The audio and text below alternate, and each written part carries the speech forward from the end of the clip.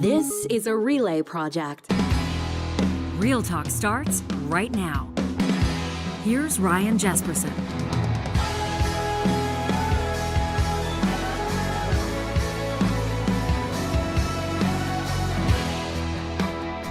We welcome you to a very special edition of Real Talk today on National Day for Truth and Reconciliation, September 30th, every year in Canada, a day that asks us, a day that creates an impetus, if you will, to slow down and listen, to think, to bear witness, to reflect on truths that for too long were denied, dismissed, or deliberately hidden.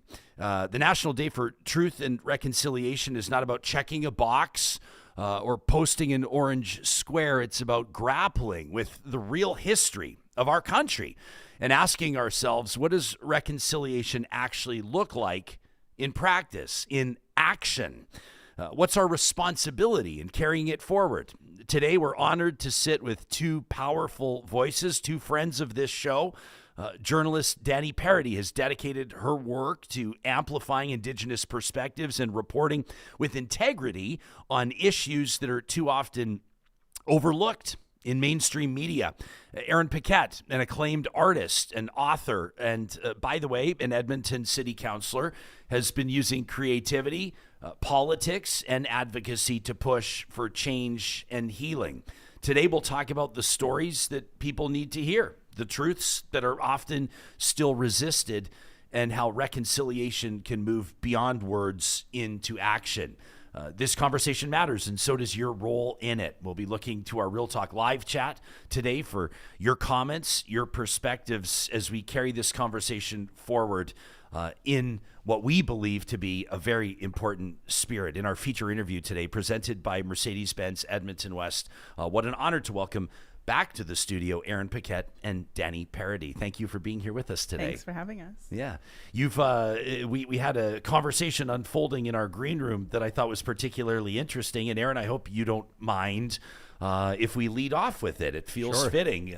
We know that Dani is a member of the Métis Nation of Alberta, and I asked you if you're, for introductory purposes, which First Nation you're a member of, and it seemed to get complicated. It does get complicated. So my grandmother married later in life, and she married someone who was not Indigenous. And what that meant is, at that time, if a woman did that, she would lose her status. And additionally, my father and his siblings were stolen from their home. It's a precursor to the 60s scoop, and farmed out across North America, United States and Canada. At that time, they were being taken in by non-Indigenous families. And my father was old enough to find his way back home, and he did. Not all the siblings did. They were too young to remember. And so it's been a battle for decades, and finally some of that has been resolved for him to get his status back. But we also are part of the Métis community, and we have family that goes back to Red River.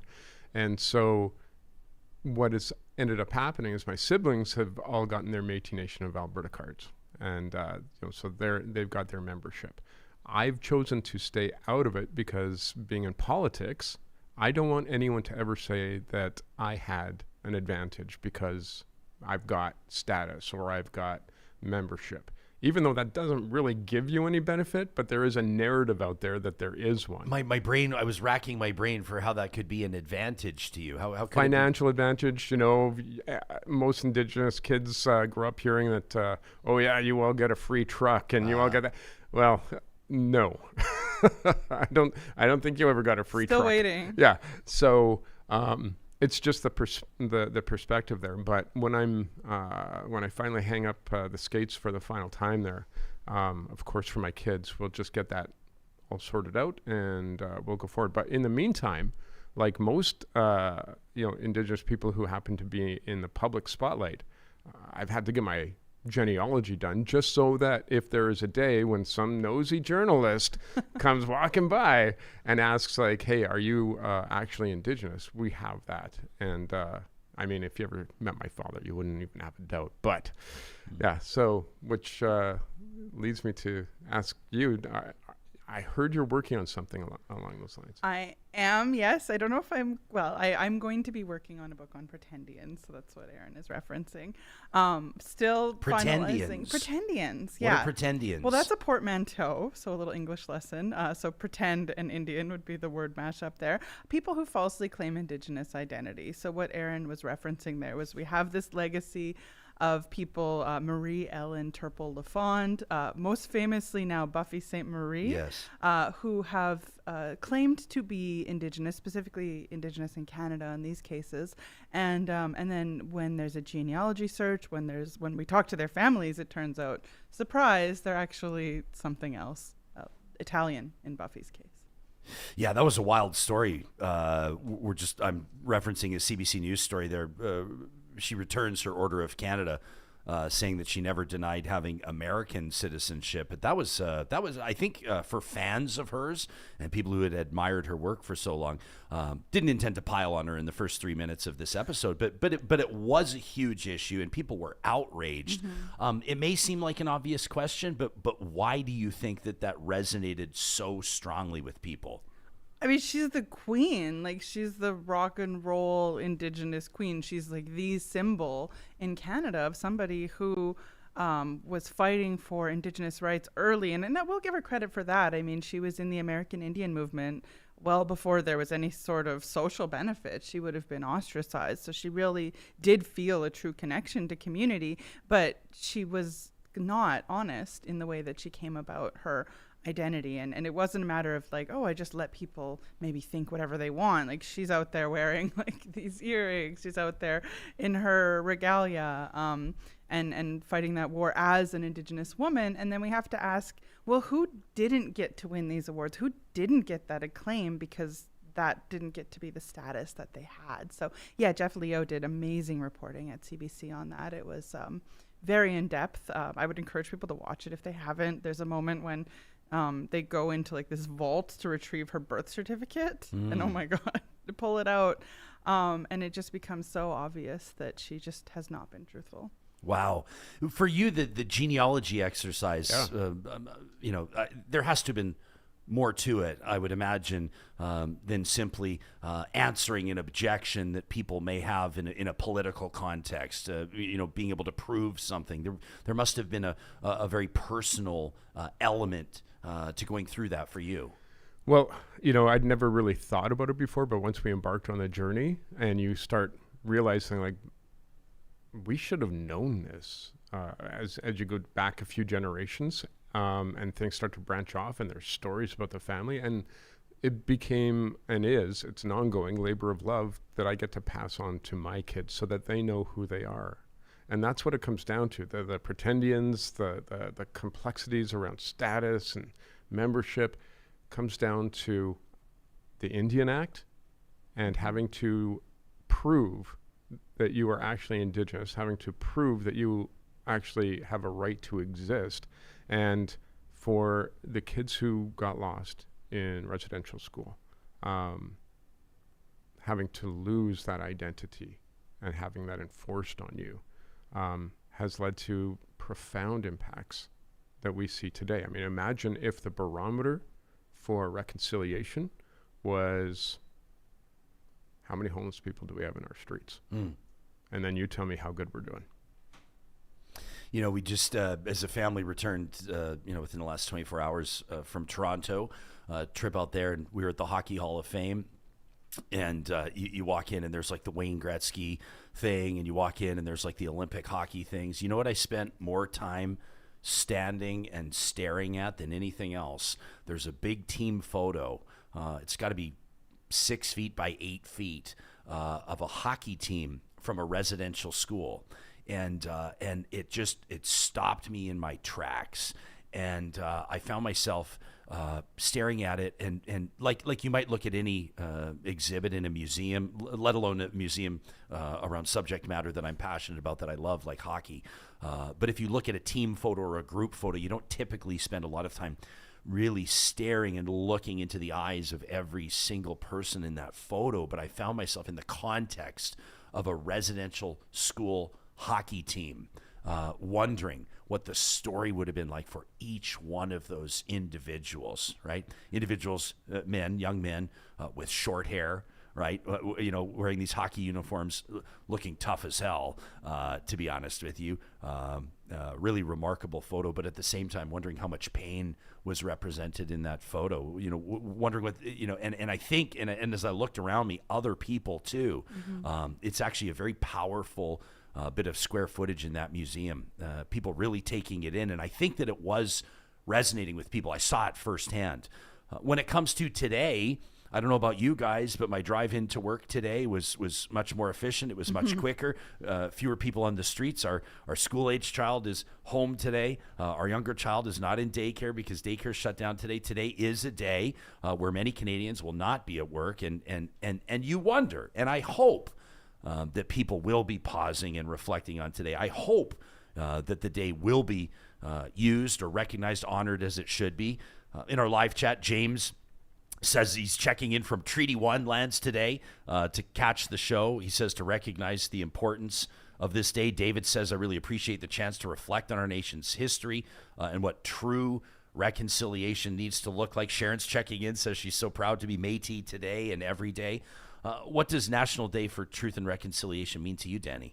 Well, that story is, and Aaron's story actually is what reconciliation means to me. There's all these little itty bitty pieces of things in history that we're putting together.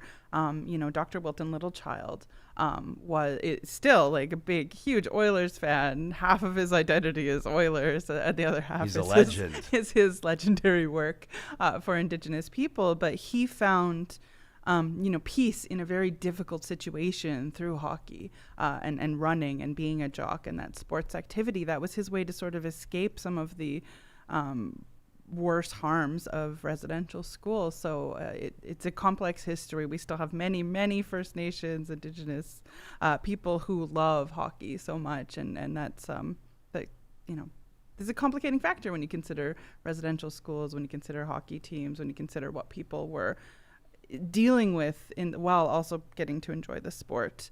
For me, I think it is story. It comes down to storytelling, to understanding who we are, like who I am as a Métis person, who First Nations people are in relation to the country. And it's never a simple answer. Like you ask Aaron a question as simple as, where does he come from? And it's like, well, sit down a minute as I have this story to tell you. And these are things, and this is why I appreciate this time. It doesn't come across in a 30-second news clip, right? How are things going? How's reconciliation going? It's very challenging to get across unless you're having relationality and conversation like we are today. Yeah. How about you, Aaron? Well, for me, it's, look, just in general society, my inbox, I'll tell you, as a city councillor, gets pretty full of people who are having a bad day. No one ever emails and say, had a great day, everything went well, right? And so sometimes the worst of version of ourselves comes out when we're frustrated or angry. And one thing that I've realized through just growing up Indigenous and seeing generational trauma, I can recognize trauma in an email pretty quick. And sometimes when people are mad about something, they're mad. But sometimes it's coming from something in their life. And this has triggered that anger to the extent where now they want to swear at someone because of their day in the city, right? And I get that. And so it's led me to be a little bit more compassionate, far more patient and understanding, and realizing that if people in general society have that sort of unhealed child in them that is looking for validation, looking for love, looking for someone who will just give them an ear and understanding, and the way that they've learned to reach out for that attention is through anger. I get that, because residential school has been generational trauma for every Indigenous person in this country. And it goes so deep. I've given this this example before, but let me say it this way. For anyone listening, would you trust the government to take your child right now away for a year and just, you don't see them and they're going to teach your child? Would you trust them to do that? If the answer is yes, well, you've got more trust than I do. If the answer is no, then how can you possibly ever say that residential school is good? Because there are deniers out there who say it never happened. They say it wasn't bad. They say it was a good thing. But those people, I guarantee you, would not be saying, yeah, government, take my kid for a year. And so... Government and the church, by the way. And the church. I want to talk about that really quickly. We have an entire body of work on reconciliation called the Truth and Reconciliation Commission of Canada, right? And it details, in sometimes terrible detail, people's experiences, and it also documents the graves and deaths and malnutrition of Indigenous kids in residential school. And then we have this ground-penetrating radar situation in Canada that is recent, where people are saying maybe these are unmarked graves. And people who want to deny residential school ever happened or was ever bad will say, hey, where are the bodies? Which is a super morbid question. Hey, where are the bodies of those kids? Why haven't you plowed them up yet? They're still working on that issue. And maybe not everything that's being pinged by that radar is a grave, but it's symbolic. That's why it got people's attention, because it was symbolic of this actual thing we have documentation of. But if you want to take that and say, I haven't seen any bodies yet, as your basis for denying residential school, buddy, look over here. We've got all the proof you want. Thousands upon thousands of children. It's real. I have personal stories in my family that we carry. I'm allowed to tell this one. And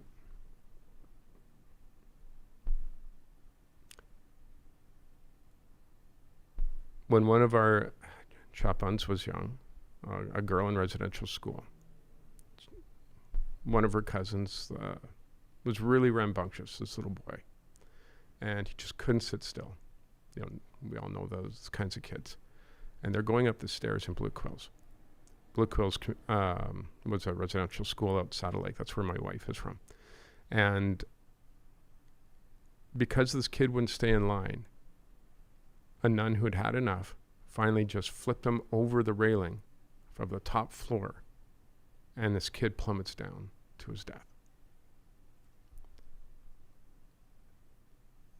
They never had a funeral. There was never a grave. That kid just disappeared. That's real. That's scarring. And that tells children what their value is in a school like that where you can't escape. And so for people who want to deny these things happened, you should probably be listening to these stories. You should probably be reading the reports. You should probably get more educated than just some ideological 30-second clip that's telling you that it's all a farce. These kids deserve our memory, and these kids, some of them have grown up to be our parents, our grandparents, and they're still carrying those things with them. So for Dani and I, one of the things that I know that we consciously have talked about is changing generational trauma into generational healing. And that's why the truth and truth and reconciliation is so very important. Thank you for sharing that. That's I don't even know what to say about that. I don't think I have to have something to say about everything, but it sure reiterates, I think, the importance of a day like this. And you're right to circle back and focus on the truth. Your whole career has been that as a journalist, and it feels like, as an observer, that in Canada we're still not necessarily. We'll hear this from voices throughout the year. We don't just talk about this on September 30th, but people will say, for there to be reconciliation, first there must be truth. Do you get the sense as a journalist and as a fact checker that many people living in Canada, many Canadians, are still hung up on the truth of it all? Yes, and that's, not just on this issue. We're in this post-truth era where people have trouble determining what's factual reality and what's just something that meets their own biases or their own understanding of the world in a way that they're comfortable with. Like that story that Aaron told is incredibly uncomfortable, just to sit in that and think about the murder of an Indigenous child for existing, for moving around in school, something that many children have problems with. I think also when it comes to how we consume these stories, we're, like I said, we can't always tell these stories in little 10-second increments. And yet, as storytellers, we have to, because that's where our attention span is right now. That's just reality. But you have so much pushback to the idea of what it did to Canada. Like, I think it was incredibly uncomfortable, the 215 people, or 215 unmarked graves in Kamloops. And it for some people really seemed to shatter their notion of what it meant to be Canadian.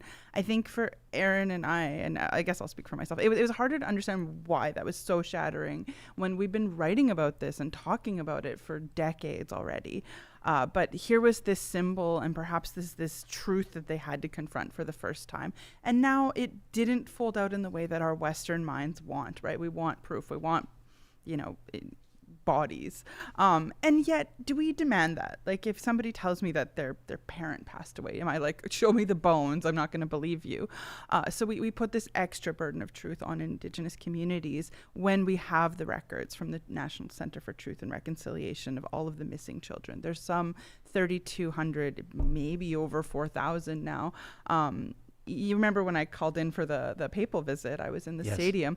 The day before that, we'd been in Muscatchees, and I'd watched this red scarlet banner unfurl that had thousands and thousands of missing Indigenous children just walk by me. Like, these names and the stories are already there, but we want to focus on it not being true, like, as Canadians, because it's such a horrible story. It is. We have to live with that. Interesting comment here from Lightning Rod in our live chat, powered by Park Power, says history is written by the winners. Hopefully, Canada is writing the history of the winners and those honest citizens as opposed to focusing on the deniers. It says, what about celebrating the vast majority of Canadians that have brought the recognition of this history to light? A great comment there from Lightning Rod. You brought a mason jar into the studio and told me that we could discuss this on air. What Sure. did you bring in? Yeah, this is a gift for you from my family. We go out and we pick sage and medicines every year. And so this is some of the sage that we picked, and I can open this up for you. Good old mason jar. Yeah. Very traditional. But you take a pinch like this, and depending on how much smudge you want, you take it in your hand. Can you hold it up just a bit to the camera? Yeah. There you go. So you Yeah. take it in your hand and you just roll it in the palm of your hand. And as you do that, it'll form a ball, and that is your smudge. You'll put this into appropriate sort of tray or a shell. So you get this. Yeah. And then you light it. But here, I'll let you sort of smell that. Yeah, We won't light it now, on air. Can anybody smudge? Of course, anyone can smudge. No, I asked if we could do this on the show, and you said absolutely not. How come? Well, absolutely not is a sort of a harsh one. You didn't say absolutely not, but you didn't have to consider your response. You knew the answer was a no. Yeah, I don't think that the elders in my life would be like, yeah, just put it on air for entertainment. They would say this is very sacred and personal, so keep it that way. Yeah. Yeah. I'm grateful that you were here to join us for this episode, but you do have to go. I have to go right away. So I want to ask you this: duty calls, but you've often spoken of the importance of community healing, and so I wanted to ask you in closing, what does that look like in practice across Treaty 6, Treaty 7, across the province? Coast to coast. So I think that there have been a lot of piecemeal kind of approaches, and I didn't tell you this, but a couple of weeks ago, one of my last motions in council was for the city to get behind making a resolution this June at the Federation of Canadian Municipalities. We're hosting in Edmonton. And that resolution will call for a multilateral approach from the federal government, from all provinces, and from affected municipalities, which is almost all of us, on homelessness, healthcare, and mental health as an issue, like a combined issue that we need to deal with an overall strategy. The reason is because we don't have one right now. And if you keep doing these piecemeal bits, and some fail, some are successful. What's the good of that? If it's national reconciliation, we need a national approach to solve this issue. And by the way, if you solve it for Indigenous folks who happen to be the majority of people who are homeless, and you got to figure out why that is, since they were thriving societies before European contact. If that's the case, then if you help them, you help everyone else who is also in those situations. And we now have a generational approach that is going to help everyone. So that's an action that we can take that's a big action. And so we're going to be making that resolution at FCM in June, and I think it will be supported by all municipalities. And one last word, Ryan, is that I've got a buddy whose name is Jamie Bork, who made a documentary called Reconciliation, and it's spelled out phonetically. And it's a journey about truth and reconciliation across multiple nations around the world, and also his own personal journey of discovery about who he is, and ultimately a two-spirit person. And in it, you will see a lot of these amazing stories that tell the truth about what we've been through and the impacts it's had. If it gets very personal, there's a lot of gut-wrenching moments. So if people want to watch something today in that honor, that's something they can look up. I think it's on CBC. But I was really, really honored to be one of the writers on that documentary. Wow. And so please check it out. Yeah, I'm just looking at it right now. Looks like you can also catch it on Apple TV. Two-Spirit Métis filmmaker Jamie Bork-Bryan connecting with fellow survivors. Reconciliation. We'll link to that in the show notes for that would people. Be great. You'll see if we can track it down on a non-paid streaming site as well. And it talks about all of the complexities that we talked about today. I just want to thank you for doing this. I want to thank Dani for doing all her hard work. I was just joking when I called you a nosy journalist. No, you're not. That's true. That's but accurate. I love it. It's kind of a compliment, actually, in a way. She's so good. Aaron, good luck the rest of the way. I've told the audience that I'm not picking favorites when it comes to the election, when it comes to I Hope Win, but I do pick a few favorites. You're one of my favorites. Well, I appreciate it. And I look forward to seeing you return in this next iteration of City Council, the City of Edmonton, the Metro Edmonton region, province of Alberta, this nation. Blessed to have people like you with your perspectives. And I think your sober thought, your ability to communicate, the way that your mind works, the way that you inspire people to action should not be taken for granted, will never be taken for granted on this show, and we appreciate your time on a busy morning. Well, I appreciate it, and I got to say, you're one of the few people I know who actually looks really good in orange. Thanks. Wow. Yeah. Wow. There you go. Wow. That's Aaron Paquette, obviously campaigning to be on City Council again, a renowned artist. We had a lot of questions, people wanting to hear more about your art. We'll get to that next time you're on the show. Sounds good. Thank you. Real Talkers, you can always send us your thoughts, of course, in the live chat if you're watching this happen live, or you can send us an email anytime to talk@ryanjesperson.com. Edmonton is here because the river is here. So we care for it, protect it, share it. The water of the North Saskatchewan sustains all of us. It's a big job to treat and deliver it, river to tap, to over 1 million people. So you can have and enjoy a glass of the Sask. On tap, made local by Epcor. We're with Dani Paradis in just a moment. First, I want to make sure that the Edmonton Chamber of Commerce schedule is on your radar. They've got a bunch of stuff coming up over the next week or so, including Pancakes with the Chamber, recognizing Canadian Finals Rodeo. That's right, CFR back in Alberta's capital city, and nothing says community like pancakes and rodeo spirit, right? So on Thursday, the 2nd of October from 7:30 to 10:30 in the morning, the Chamber, in partnership with Explore Edmonton, inviting you to a free rodeo-style pancake breakfast in celebration of CFR. Bring your boots, bring your appetite, and join them for a morning of good food, great company, and a true rodeo kickoff. You can find more details by visiting edmontonchamber.com. Hey, you've still got time to get solar panels up on your roof before the snow flies. The team at Kubi Renewable Energy has been busy this summer. Spring, summer into fall, it's actually been their busiest season yet. Through their 10 years of operation, they make it easier than anybody else does for you to go green, for your family to further those sustainability goals. If you go to their website, kubi.ca, you can get a free solar quote today. Their team also will handle all the paperwork for you, so it makes it easier than ever, including applying for that Canada Greener Homes loan. This is basically eliminating virtually all of the financial barriers that may stand in the way of you going green. It's an interest-free loan. You can pay back over 10 years. The team at Kubi has all the details. Find them online at kubi.ca. That's KUBY.ca. Working Families Edmonton, a powerful coalition of community members, activists, and unions, including CSU 52. You can check out our Real Talk highlights on our YouTube channel if you want to check out that CSU 52 virtual town hall. These union leaders, union members opened up their town hall for all to see. How's that for transparency? Well, Working Families Edmonton wants to make sure that the voices of working people are heard loud and clear at City Hall. And they believe that Edmontonians deserve leaders who put families first, protect strong public services, and take bold action for a better future for everyone.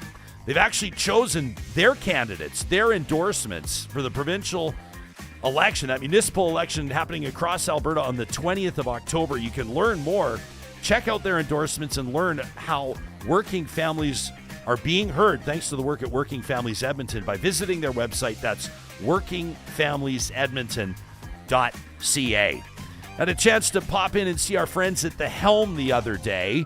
When I need to look good, if I'm hosting an event, maybe I'm attending a dinner, maybe it's a family photo, whatever it is, I always trust Chad and the team at The Helm. This is a business founded right here in Edmonton, a contemporary 3-story retail experience in Edmonton's downtown core. I absolutely love their building. It's stunning. It's a couple of blocks from our studio. They're focused on custom suits and luxury casual wear. So, fellas, if that's what you're looking for, if you're a fan of Ralph Lauren or Xenia, Brunello Cucinelli, other designers, visit them in store. You can always check out their website. It's beautiful, thehelmclothing.com. You can always shop directly from there, but there's nothing like the customer service experience at The Helm. You can find all the details, including where to find them, at thehelmclothing.com. It's great to see Elder Taz watching the show today live on Facebook. The Real Talk live stream presented by California Closets. Elder Taz says this day should not be a day off, not be a paid day off. It ought to be a day of truth in every school, in every government building, in every workplace. Truth, not a paid day off.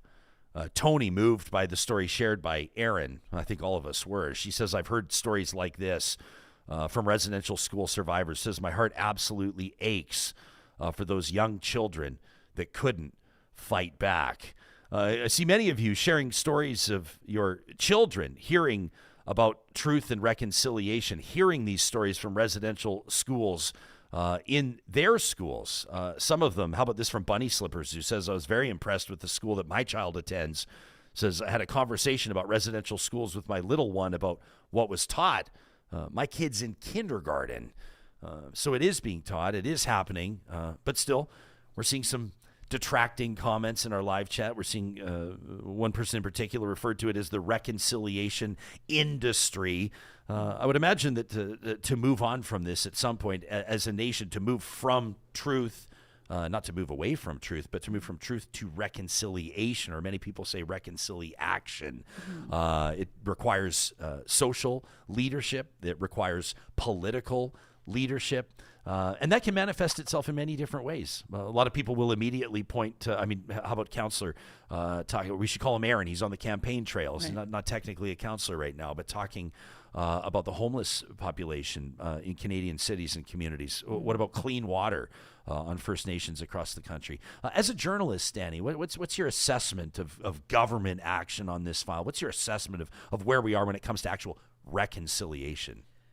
Yeah, we're still really sorting out what that means, right? Like there was Jordan's principle, which was the idea that you would give equal funding to on-reserve children, that children who live off-reserve, often things covered by the province, like when it comes to healthcare, for example, which is what Jordan's Principle is named after, a young boy who spent his whole life in the hospital while Manitoba and Ottawa quibbled over who would pay for the bills. Right. And now there's, how do these policies roll out? How do they get used? There's been a big rollback in Jordan's Principle recently.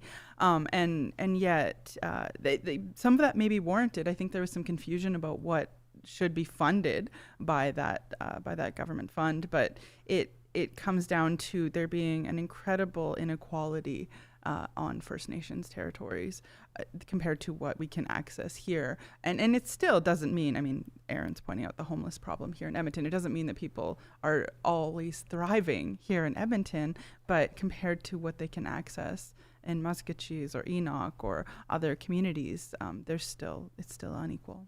And that's that's a part of reconciliation. Yeah. Do you see it as a partisan issue? Or like does partisanship inevitably shape sort of how it would play out, do you think?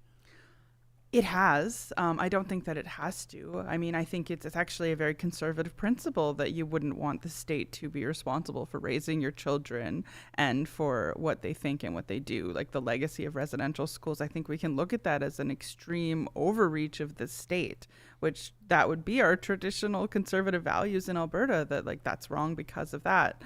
But now there has been sort of this push among party lines when it comes to things like the symbolism of reconciliation. And yet I don't think that we would say that the Trudeau government did a phenomenal job outside of like when he protested himself at Greta Thunberg's rally, or like he was very good at like appearing to care about these things, but how did the actual lived reality, how did the land back policies, how did the wealth sharing for resource extraction on First Nation land, how did that work out? And I don't know that we saw that there was a cohesive policy that's lifted up communities. Yeah, you're working you're working in multiple disciplines. Mm-hmm. Congratulations, by the way. The last time that we spoke with you, I think it was April. It's coming up on a year and a half, I guess, since we last spoke with you. And The Place That Thaws.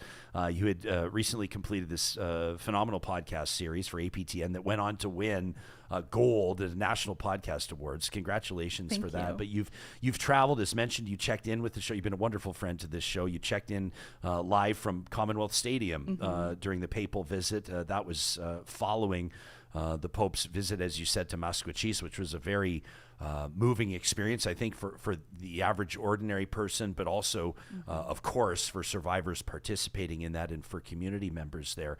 What's your assessment across the country of how how these goals, if you will, are being advanced, how the calls to action are being implemented in specific communities? When you talk to people, do you see evidence that it's actually happening? There are some, like the Jordan's Principle policy, for example, has created some equity in funding. But I think that there's still quite a long way to go for, like, what does a comprehensive reconciliation look like? We still have the Indian Act, which is now both protecting and oppressing Indigenous communities. So that determines who our members are, who our chief and council maybe, unless they do a custom process. But what are we doing to help build capacity? And that's what I'm looking for. The sort of opportunities that we had in municipalities, and I love talking about local government because of this. It's like a place where you can see massive change to build and develop leadership. How is that being given to chiefs in Canada?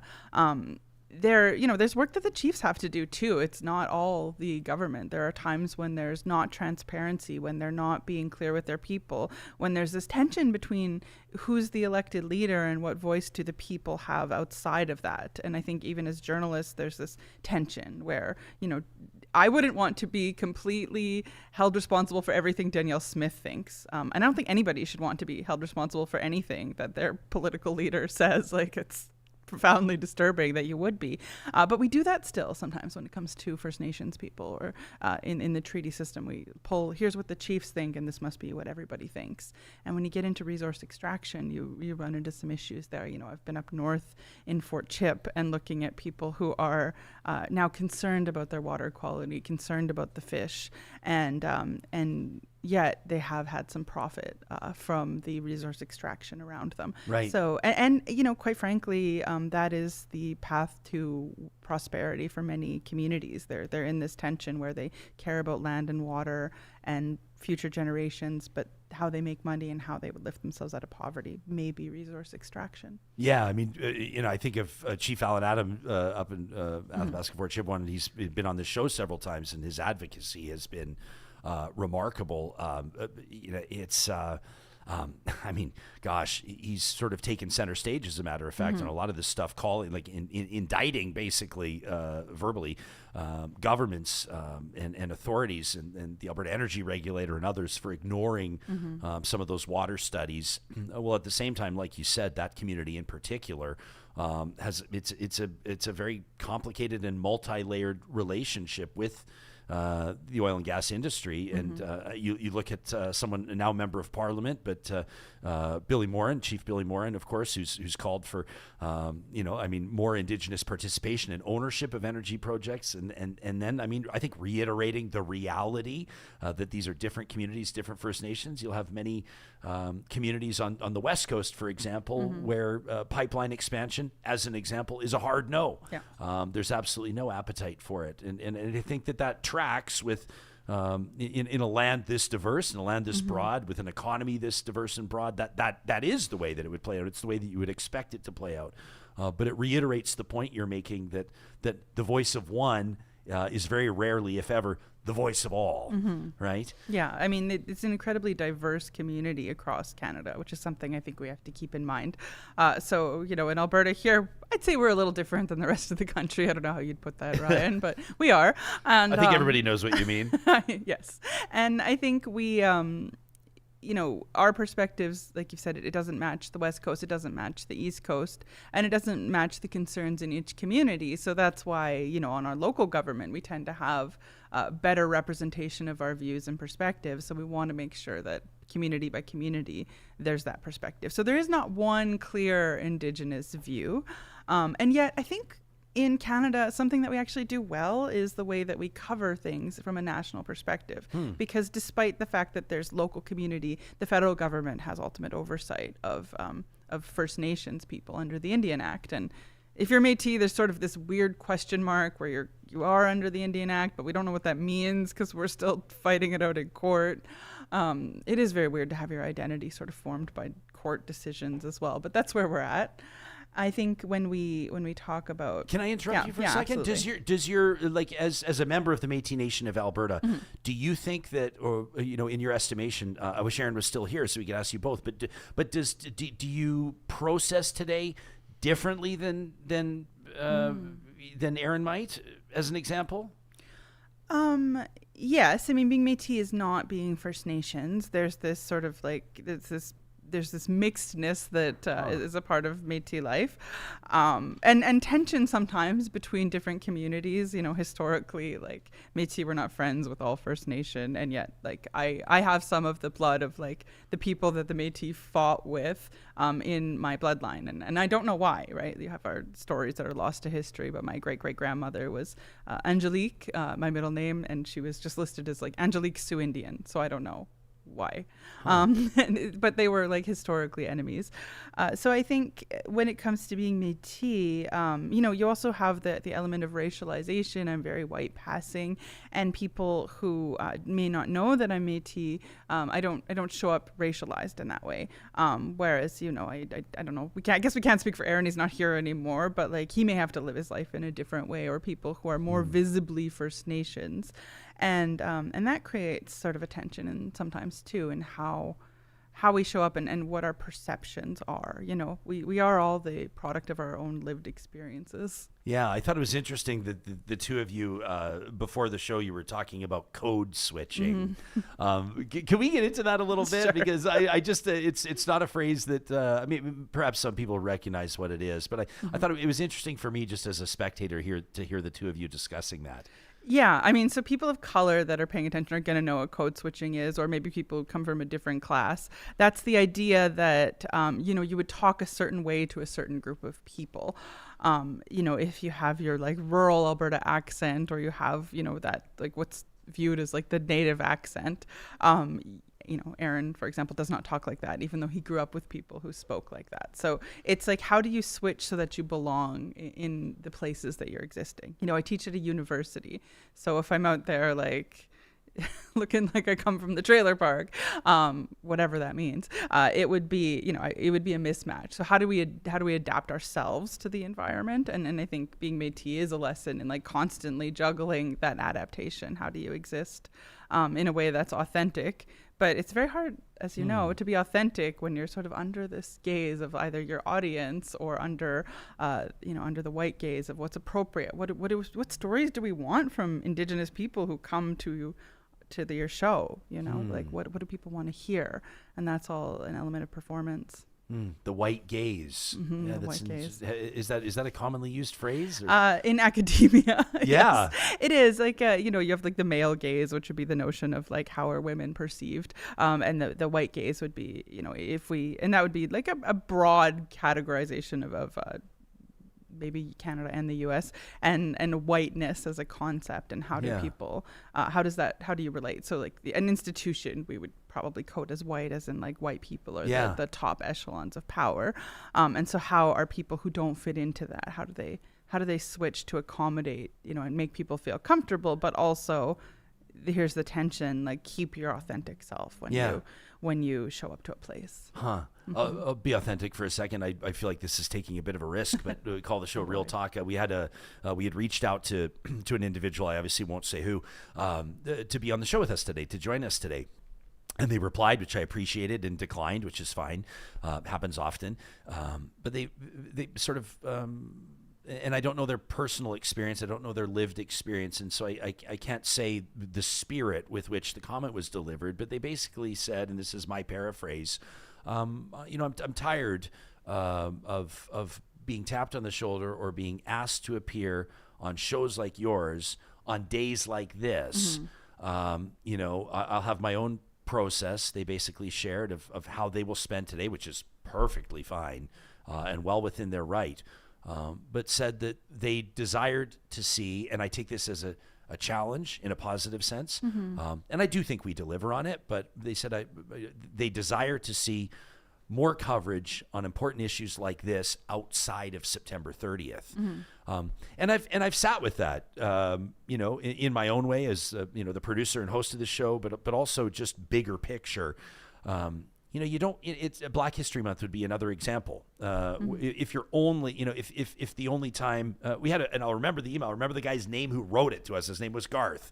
And he wrote in, and we read the email on the show talking about how, you know, he really, as a Black man, he wanted to see Black people in the regular rotation on the Real Talk roster, not just in the month of February, or not just during Black History Month. And I think that that's a challenge for content creators, for media producers, to ensure that these conversations are happening and that these stories are being heard and told outside of September 30th, but also on September 30th, that day is sacred, that day is respected, that day is honored. We had Rachel Gilmore on the show yesterday indicting mainstream media for their coverage on a very different subject. I want to ask you, a day later, as another journalist, as an award-winning journalist yourself, your assessment. You said a few minutes ago, you said we do a pretty good job telling some of these stories, but what's your assessment of Canadian storytellers, Canadian journalists, media outlets, when it comes to continuing coverage of what we're talking about and the integrity of the coverage, you know, the meaningful stuff? Yeah, I think it's like that is an interesting question. I'm fine to answer it. Of course, my roots are in places like Canada Land, where we started with media criticism, and as like a Métis journalist, you can't help but exist in this element of media criticism. My benchmark when I was saying that we do a decent job was thinking about the U.S. So I was down in Albuquerque, New Mexico this August, and I was there for the Indigenous Journalist Association conference. And whenever I'm down there, I'm always like, what's going on? Like I can't find stories of what's going on here. And if you look at the New York Times and you look up Indigenous or First Nations or or Native American even, I don't understand what's going on. And what I see is that they're much like the states themselves. They're very disparate communities and discussions, and because there's local tribes and nations, that's where they communicate, is with each other. But we don't have that national presence. And I think that's actually something the New York Times needs to sort out if they want to be a national media organization. It's something that we need to see. CNN, how do they cover tribal issues? How do they cover Indigenous stories? And they don't really, compared to, like, I had to compete with other Canadian journalists when I'm telling stories, like they're there beside me at the same time, and some of them are my friends as well. So I know that we have this drive to tell stories, but one of the problems with stories and the way that we think of stories is we group people into categories. And so, this becomes a convenient bucket for storytelling. And honestly, I don't mind being invited to talk anywhere on this day. I think it's my calling as a journalist. That's like something that's been given to me to tell these stories. It's my responsibility to tell stories on these days. And if I need to drag other people along with me to tell these stories on these days. But I do understand for some people, this is an immensely painful discussion, the legacy of residential schools, the harms visited upon children and families, and people are still reeling and still very angry. So how do we make sure that we cover those stories? But we also have to cover the stories of Indigenous joy and success. It can't all be like miserable, sad, depressing stories. Some of that's true. Like, I want to talk about Samuel Bird a little bit, because if we're going to talk about stories that need to be covered. You also have this online space, which is crazy, and pushing up every conspiracy theory imaginable about a missing teenage boy who the family has been searching for him since June. And so, how do we tell that story in a respectful way? But also, how does the people who are responsible for sharing stories on social media, which is our new space that you and I can't control. We can control what we talk about here. We can't control the wider discussion. So how do people relate to the family of Samuel Bird? And that's something I think we all have to be responsible for. And I would say, like, the audience is as responsible as you and I for making sure that we tell Indigenous stories in a good way. Yeah, the Samuel Bird story, I want to credit some audience members of ours that have been writing in. Elder Taz in particular has been on this, just pleading with the community, I think, including media outlets like ours, to pay closer attention to this. This is a story that's there have been some suspicious fires. There's a lot of angles to this, and maybe we, you and I are probably on the same page here. Is when there are allegations. Maybe we can talk about this complex work of because there have been and people have shared with us very damning details shared by individuals on social media. Very striking. Shocking videos that have been shared. None have been confirmed by police, or at least not publicly. Certainly none. Nor will they be. Right. None of them have been proven in court. I mean, these are types of things that there are certain sort of benchmarks you have to hit. You and I have to hit, but in the social media. So let's back up a little bit. So Samuel Bird is missing. That story gains international attention, maybe through the search efforts, perhaps because the family is pretty good at communicating online.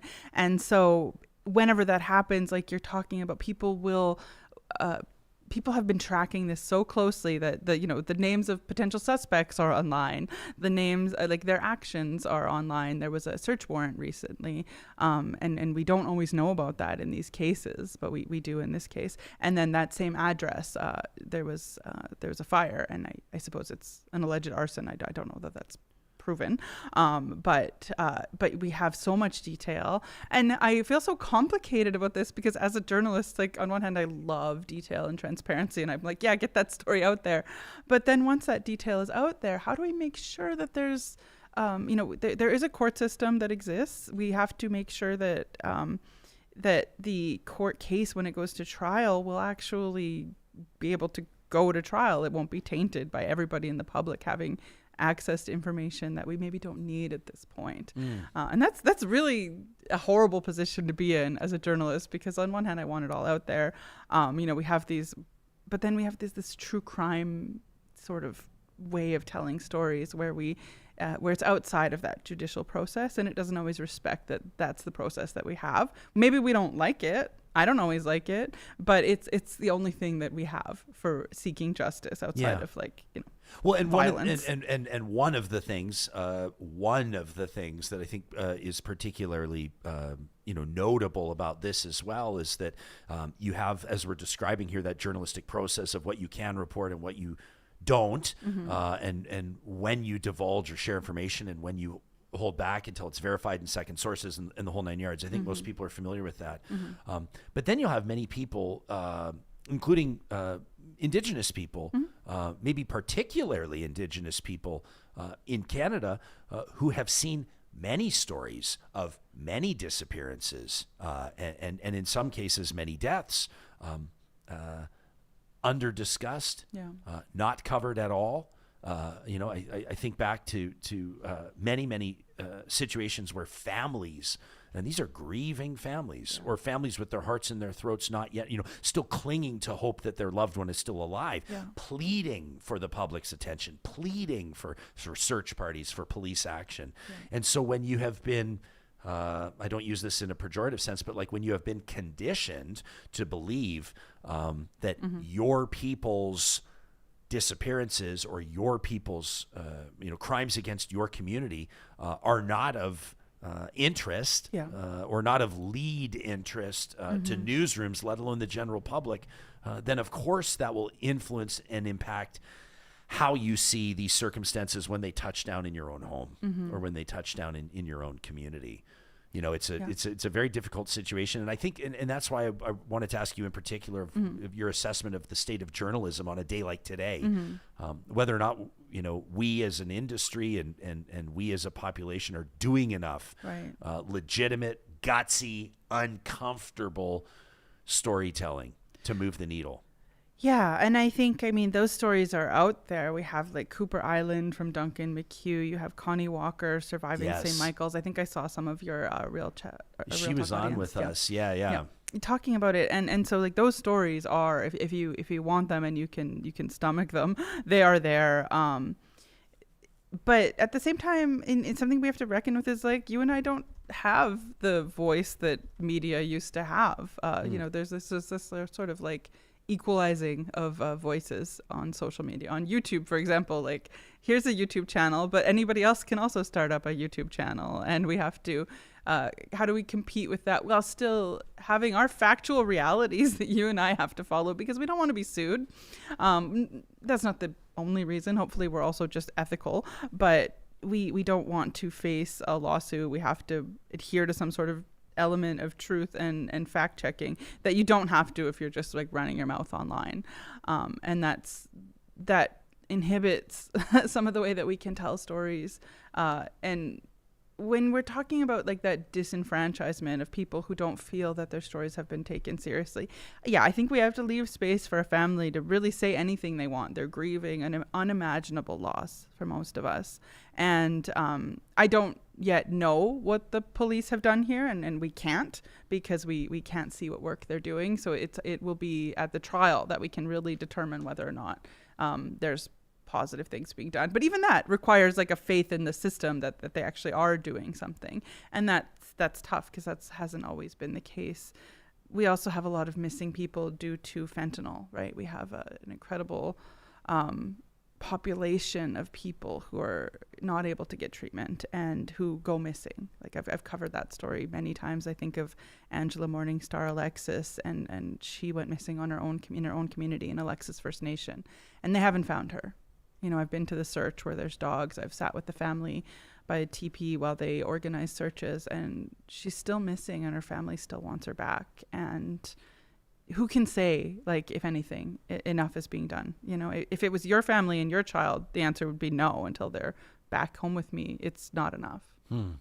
I'm going to put you on the spot. We're going to take a quick break. When we come back, you want to talk about the positive stories, the stories of communities advancing themselves, of some wins.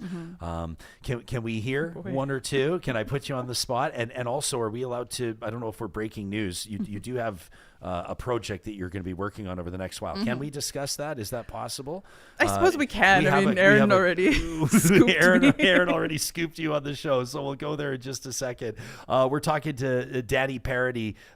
She's a professor. She's a journalist, a writer, and of course an award-winning podcaster. You can check out Dani's work, by the way, at daniparadis.com, and we'll link to that in the show notes to make it easy for you. I also want to jump into our Real Talk live chat. We've got a ton of comments happening there. People talking about their firsthand experience coming from a number of different backgrounds, as you might suspect with an audience like this. And so Real Talkers will give you the floor in just a moment. First, I want to remind you that for 125 years, the Royal Alexandra Hospital has been way more than just a building. The Royal Alex, a place where moments of care echo through generations, from the first breath of a newborn to the comfort given in life's hardest moments. Every story within these walls sends out ripples, touching families, shaping communities, and inspiring the care of tomorrow. These are the echoes of the Alex. And with your gift today, those echoes will continue, carrying forward hope, healing, and compassion for generations yet to come. You can show your support today in the Alex's 125th year by visiting givetoroyalalex.org. Our friends at UCAN Youth Services, working with so many marginalized young people, young kids, 12 to 17, through their relentless outreach. You can learn more about that at ucan.ca. We've talked to you about that in past. And then young adults from aged 18 to 24 through their Ready to Work programs. They have the Verto program. They have the Road to Work program. These are education and then employment placement programs that are literally changing lives, helping young adults move themselves out of harm's way and onto a path of economic independence. The proof is undeniable, and the return on your investment significant. You can connect with the team at UCAN today by visiting their website, ucan.ca. And if you're an employer that's looking for entry-level employees that are motivated, skilled, trained, and ready to make a difference in your workplace, consider a partnership like Tim Hortons has, like IKEA has, with UCAN Youth Services. Again, that's UCAN at ucan.ca. Pathways Alliance is 6 of Canada's biggest oil sands players working together under the knowledge that Canada benefits from a very strong energy sector, working together to help grow Canada's economy. You know, the oil and gas sector supports almost 500,000 jobs across Canada while generating billions in tax and royalty revenue. That means roads, bridges, schools, and more. Yeah, you can learn more about Pathways Alliance, which the Prime Minister himself talked about on this show on the 10th of September, by visiting the website. That's pathwaysalliance.ca. If you're looking to transform your space, your biggest investment, your home, to declutter, to maybe increase the aesthetic value, maybe your front room, your family's entertainment center, maybe it's that dream walk-in closet you've always wanted. Nobody does it better than California Closets of Canada. This is a proudly Canadian-owned and operated company manufacturing all of their installations right here in our home province of Alberta. The California Closets journey starts with a free consultation. Talk to them about your garage, your mudroom, your boot room, your laundry room. They do it all, and they can work with any budget as well. Learn more details there and request that free consultation today by visiting californiaclosets.ca. Coming up on Thursday, we'll present another episode of Alberta Wins. That's presented by our friends at Play Alberta. These are stories of Alberta winning on the national or international stage. Right now at playalberta.ca and on the Play Alberta app. They're offering odds boosts on every Oilers game all season long. This is your chance to score big, and for a limited time only, Real Talkers can get an exclusive $50 free bet when you deposit $50 using the code Ryan50. That's Ryan50 for an exclusive $50 free bet. Alberta wins with Play Alberta. Download the app today or learn more at playalberta.ca. Appreciate this comment from Jillian in our live chat today, powered by Park Power. She's a teacher, and she said she had a wonderful conversation with a colleague, reminding them that this was not a day off. This was a day to pause and reflect, a day to sit with the reality, which I appreciated. Cheyenne is watching us live streaming on Facebook, says, thanks for doing this episode, says it's so important to recognize September 30th. It's important that we each commit to understanding truth and reconciliation and how we can each understand our roles to help grow in right relations that are grounded in reciprocity. She says, hi, signing off. That from Cheyenne. In your travels as a journalist, in your observations over the years, what are some of the stories? What's a story in particular that really resonated with you, that gave you hope, perhaps? Yeah. Oh man. I mean, here I'm like, oh, we need to talk about Indigenous success, and yet, as a journalist, like, where do my stories tend towards? And they do tend towards the areas that I think need more attention.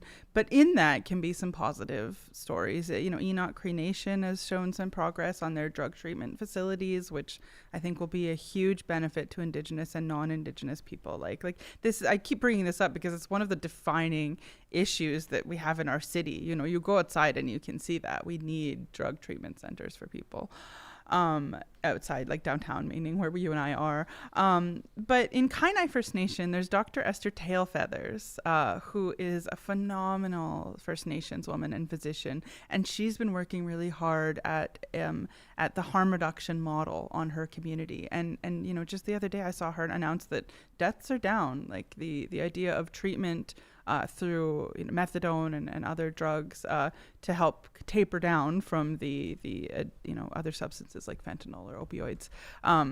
It is making a real difference for people. It is controversial. It's hard, if you're not a drug user, to understand, like, how is it helpful to give them more drugs. And even having been in Kainai, there were people who didn't agree with that approach, but there are also now people who are alive to be able to seek treatment. So I'd say that, to me, is a really hopeful story.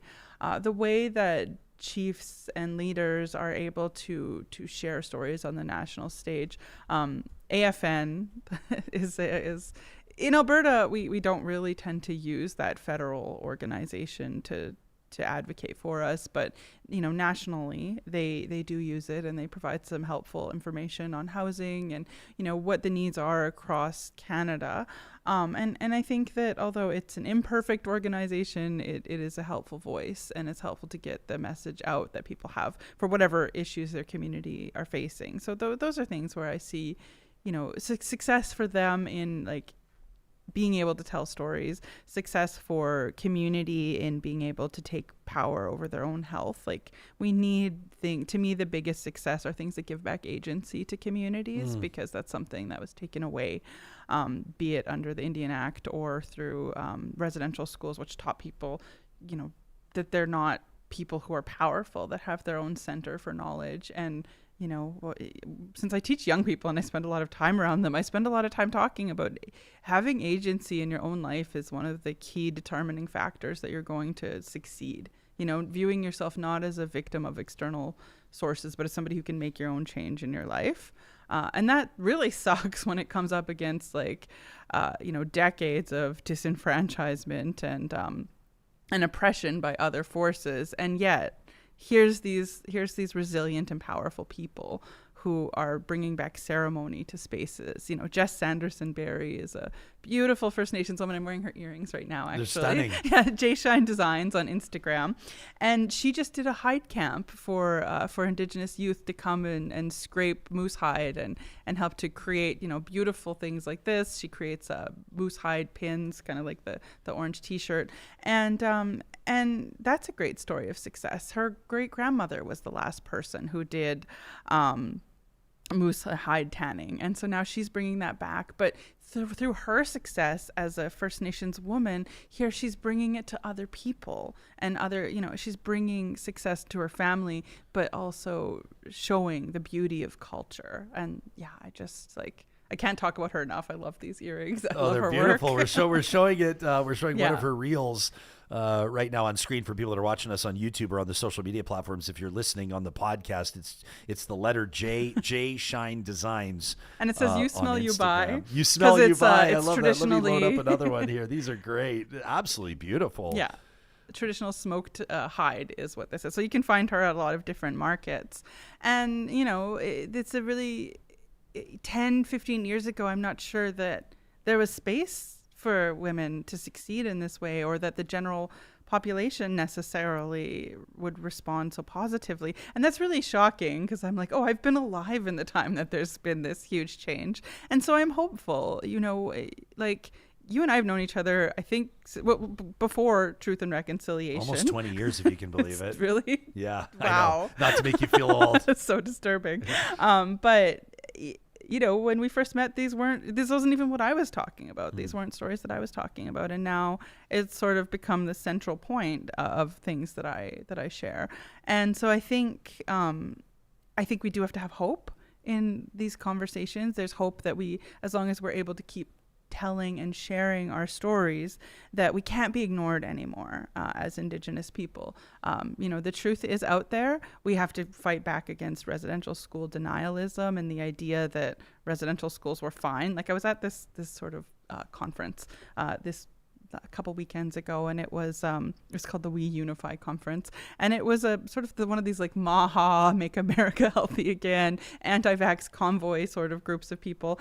And this wasn't at the conference itself, so I'm not blaming the conference organizers, but at breakfast one morning in a hotel, I overheard a man telling his family that residential schools were good, actually.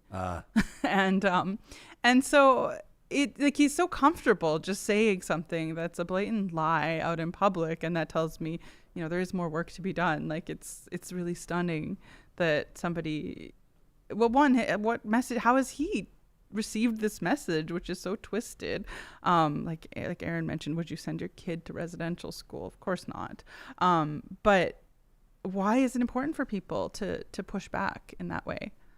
Yeah, I mean, I think, I spend time from time to time reflecting on how or why people can believe something that just seems so preposterous, that just seems so anti-evidence, you know, and I would say that the defining issue of our life, really. Right? I mean, it really is, right? And we talk misinformation, disinformation all the time. Minister Evan Solomon was sitting in this chair just a couple of weeks ago, a few weeks ago, talking about, you know, what he'll do as Canada's first Minister of AI. Yeah. Kind of an interesting assignment for him and an interesting job title, but talking about misinformation and disinformation and deep fakes. You know, I mean, it goes back, I'm sure, millennia, but you know, people that believe that the moon landing was fake. Chiseled on stone tablets, 15-minute cities. Right. But you know, people that you know, I mean, there's all kinds of things that you know, the flat Earth thing. If you're driving from Calgary to Edmonton or vice versa, issues, you know, you'll see the billboards. The farmers have them up in their fields about the flat Earth conferences, or you know, these sorts of ideas, and the residential school idea as well. I don't know. I think, you know, perhaps some people are just so cynical about authority. They have such a deep distrust in in what they've been told in past or what they've been taught, that perhaps everything seems as though it's a ruse or a fake, and so they're led to believe otherwise. But I just find it to be, and I'm not Indigenous, newsflash, but I find it, even just as a settler, even as a white guy, for it to be so deeply offensive, to try to still make that argument. The residential schools were there were some bad apples, but they were inherently good, or they had good intentions. And this flared up just a few years ago as well, when Jason Kenney's government was having that curriculum rewritten, and some of the people in senior positions on that file were people that to this day, as far as I know, unless they've changed their tune, have taken that stance on it. So I think it reiterates the work that is still there to be done. It's one of the reasons why, it's one of the many reasons why we'll do this show today. And I think that hearts and minds can be changed and influenced by truth and by sincerity and by integral conversation, like Aaron had with us today, like you're having with us today, and I so appreciate that for sure. Your average student has got to be what, like early 20s, like sort of 18 to 25, 18 to 25, kind of thing. Do you see a difference in attitudes or perspectives of 18 to 25-year-olds versus, no offense, versus your peers, our peers? Yeah, I mean, it's hard to say because we always have to consider power dynamics. So I'm in a position of power. They're probably not going to argue with me if they hold some of these. But I have generally found, I mean, one, they have just a higher level of competence in understanding issues because they're taught in school now. So they've dealt with the legacy of residential schools in some capacity, either at university in the early years now or at the end of their high school career. So I think that's changed quite a bit. They also tend to, they understand oppression and the ways that that people have not been able to share their authentic self. They understand that significantly better than we do. And I mean, they also, they have things that I don't even understand. Like their relation to gender is completely different than what you or I learned. And so, now we're probably too old to ever fully understand all of it, but it is really interesting to see. So I don't see the same level of skepticism necessarily. And yet, I wonder, because you think of how a lot of this information does spread online. So today we're going to see, the internet is full of misinformation about residential schools, or an attempt to show them as good. It's one thing to ask questions about the process or the stories that were initially told. It's another to fully be like, no, actually residential school was great. So I think we have to keep educating because, of course, we're in this sort of miasma of falseness that the Facebook and X and Instagram can bring to us in our own little algorithmic realities.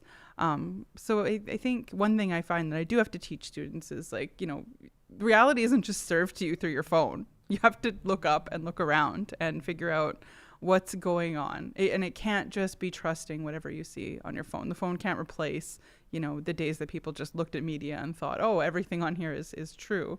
That's also really, we need skepticism. I want to make sure that we're this conversation has just been continuing in the live chat here, powered by Park Power. It is. You can see it scrolling here. I try to keep up with it. Scarlett says, I know very little of my history on my Kokum side. Says basically it goes to her, and I knew her mom's name. She says, but that's it.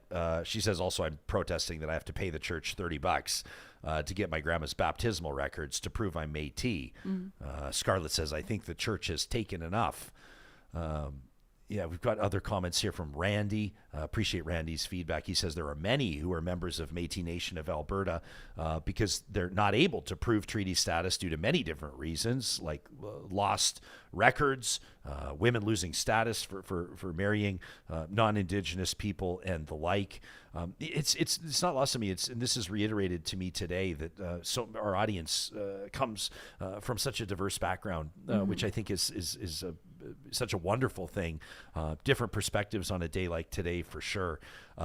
Jim says listening to an elder discuss his personal experience with residential schools is an experience that I wish everyone could have. He said it was shocking. It was very sad, and it was very eye-opening. Cheyenne says it's important to have events outside of June 21st, outside of September 30th, talking Orange Shirt Day. It says true reconciliation is acknowledging Indigenous history and Indigenous people year-round. I saw a comment here from Noob earlier. Noob, I lost it in the scroll, but he basically said that when the Truth and Reconciliation Commission, that was chaired by Justice Murray Sinclair, wasn't it? He was the chair. What a legend that guy is. Noob said that he showed up and just listened and said it was very sobering, said his life changed that day hearing that testimony. And Noob wished everybody one love in his comment. That stuck with me, Noob, and I sure appreciate that as well. Can you talk to us about this book project that you're going to be working on? Sure, yeah. So I haven't signed a contract yet, so I won't say the specifics of that, but it should be soon. So I'm working on stories of Indigenous identity. So right off the top, we were talking about Buffy Sainte-Marie, and there's other older stories of, Grey Owl. Have you heard of Grey Owl? I don't think so. So he was a poet. He from I want to say the 1800s, and he maybe into 1920. He was somebody who was exemplifying this beautiful Indigenous life. He's a First Nations man. He was around in buckskin, talking about the real authenticity of being First Nations. But surprise, he actually is not. He was in fact English. This Archibald Bellany. Archibald Bellany. Oh no. And is this him that we're showing right here? I believe this is him. This is per the Canadian Encyclopedia.ca. Yeah, so Grey Owl. You have kind of a modern idea of Indigenous identity defined by the Indian Act, or by, if you're a Métis, then you'd have your local nation or community that would help define membership and who's on the list. But you have this tension between I'm just looking at the Grey Owl picture still. Who's more authentic than an Indigenous person in this land, right? I understand the appeal, and who is more in touch with the land? That's our role as Indigenous people. It's why we're Indigenous. So you see people like Grey Owl or Iron Eyes Cody, who was in the Keep America Beautiful campaign. It was called the Crying Indian ad, and it was glycerin in his tear. So he's this stoic man. It's some people care about this country and some people don't. And it was an anti-littering campaign. He's Italian, and so here it is. Here it is. Yeah, This is one of my favorites. This is an Italian with braids? This is an Italian Oscar Espriti. And he denied being Italian, up to the end of his life, but there's a reporter that went and dug into his records. I'm just working on confirming some of that reporting right now. But anyway, you see these depictions of indigeneity, and, it's buckskin. It's it's really there's no doubt about what it's implying. He's got a feather in his hair, and and so I think this is really interesting. I'm laughing a little bit. I think there's a little bit of cheekiness, and of course this is how we're going to see people portrayed. But this notion of identity is really important, and thinking of Indigenous people as real present actors, not people in the past, not people who are, just evidence for you feeling a tie to land. So why do people make these claims? And in Buffy's time, in the time of these two men, there was some financial gain for sure. Oscar here did play, I think, an Indian character about 100 times in Hollywood, so he was sort of the archetype. But these reflections of reality, what do they mean for us as Indigenous people? What do they mean for non-Indigenous people? And what are our expectations? And I think that, so I'm interested in digging into this because I've written stories of Indigenous identity, including our premier, Danielle Smith, who had said she was Cherokee, despite family records, or not being able to show family records that connect her to the Cherokee Nation, and Cherokee historians saying, I don't think so. So why? What's the point of these stories? And so it's not about DNA. It's not about the academia of who's Indigenous. It's not about the government policy, but it's looking in a narrative way, because narrative helps us understand our stories. At why do people say they're Indigenous? What is Indigenous? The people who have made these claims, what are they getting out of it?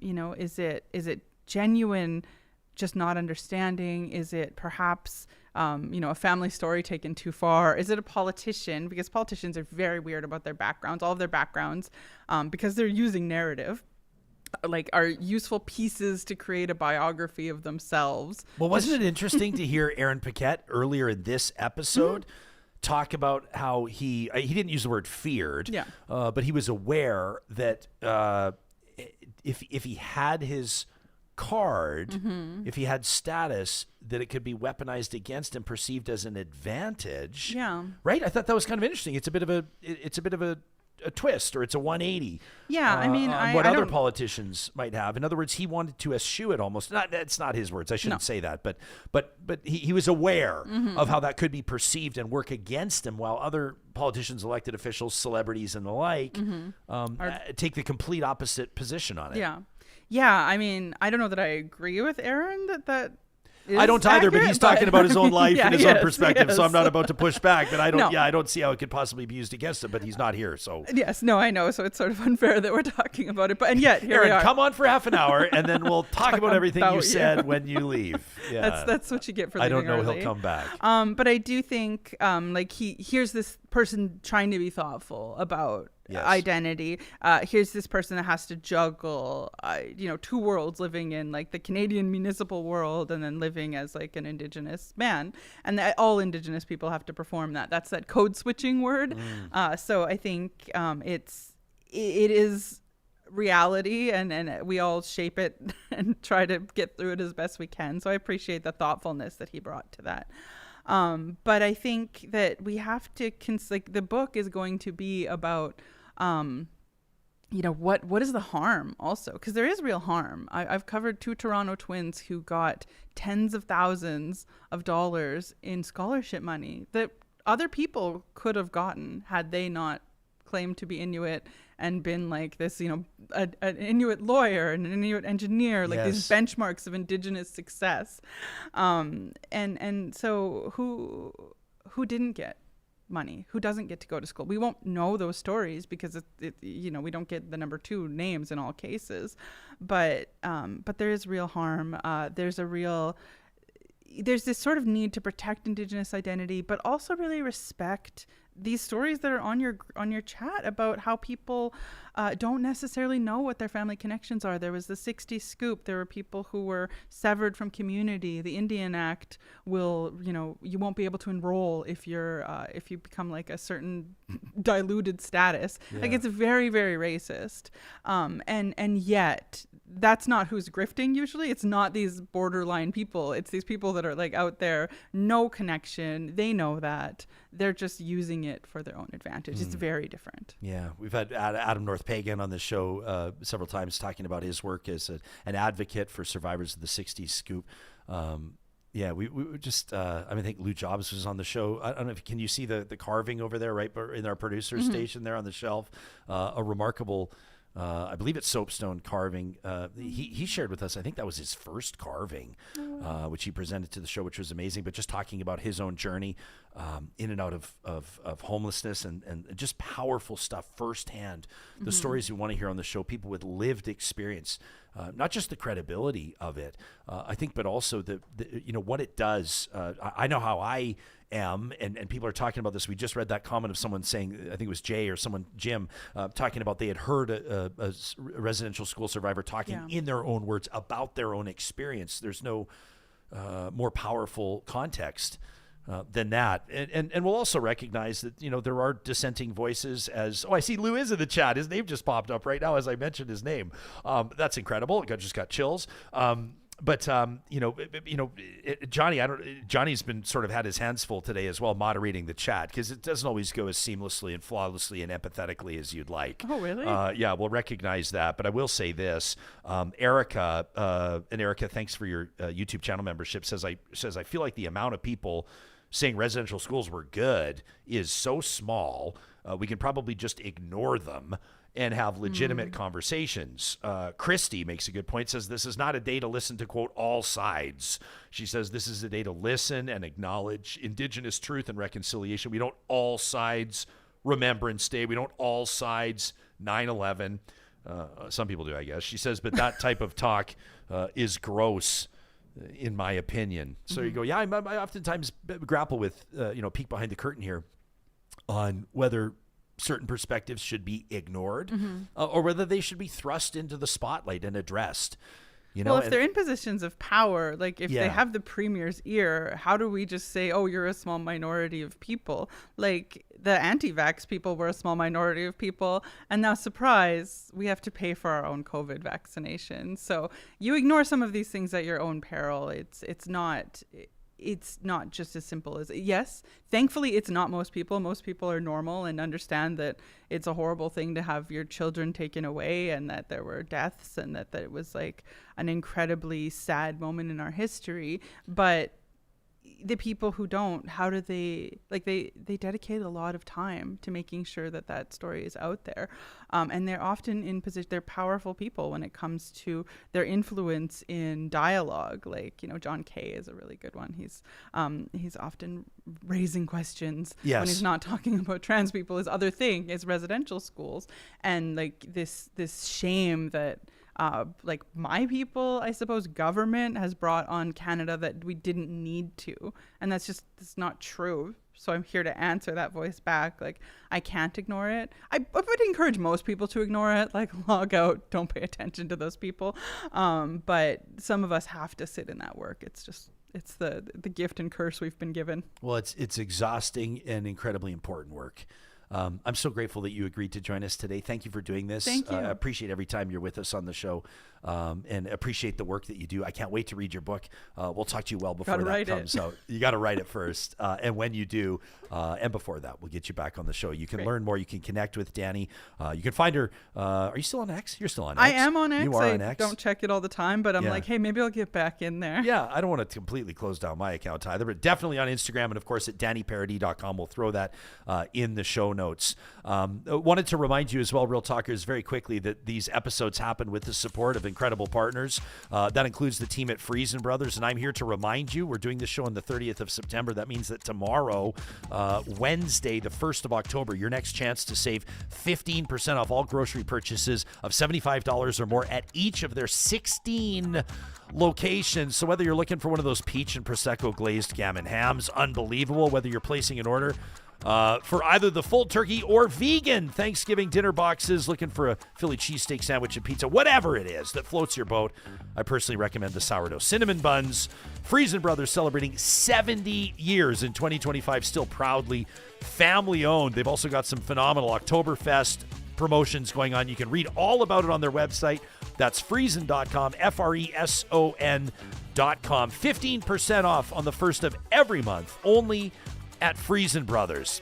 And if your family or you as a successful entrepreneur, a successful professional, have spent the summer months reflecting on not just your career, but your retirement goals, the team at North Road Investment Council, well, that's what they're all about. A steady hand, a studied voice to guide you through wealth and investing. Marshall McAllister, he's the straw that stirs the drink over at North Road Investment Council. Joins us once a month, with sage investment advice for sure. But if you'd like to connect with Marshall, Carrie, and their team at North Road, you can go directly to their website. That's northroadic.com. Their Edmonton-based team partners with discerning families, foundations, and associations across the country, providing expert navigation through the complexities of wealth accumulation and investment advisory services. They also offer digital risk advisory services. They are the only team in the wealth management space across Canada that has a dedicated full-time team member working on digital risk advice. You can take their digital risk quiz today by visiting their website. That's northroadic.com. North Road Investment Council. We're back at it 22 hours from now with another episode of Real Talk. We're going to get into some federal polling. We'll take a look at the top political stories. But I encourage you, if you're listening to this on the 30th of September, or perhaps you're listening to this 6 months later, perhaps this episode found you at just the right time, where you need to pause and reflect yourself. Spend some time thinking about what truth and reconciliation looks like in your own orbit, in your own world. I pledge to do the same. Better together. We'll talk to you again soon.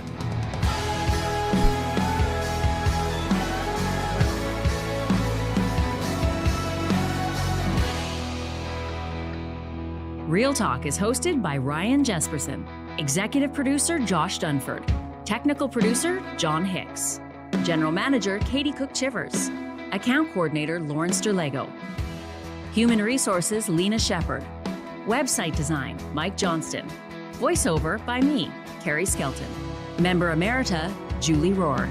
Real Talk is recorded in Edmonton, Alberta on Treaty 6 territory, the traditional and ancestral territory of the Cree, Dene, Blackfoot, Saulteaux, and Nakota Sioux, home to the Métis settlements and the Métis Nation of Alberta. Real Talk is a relay project.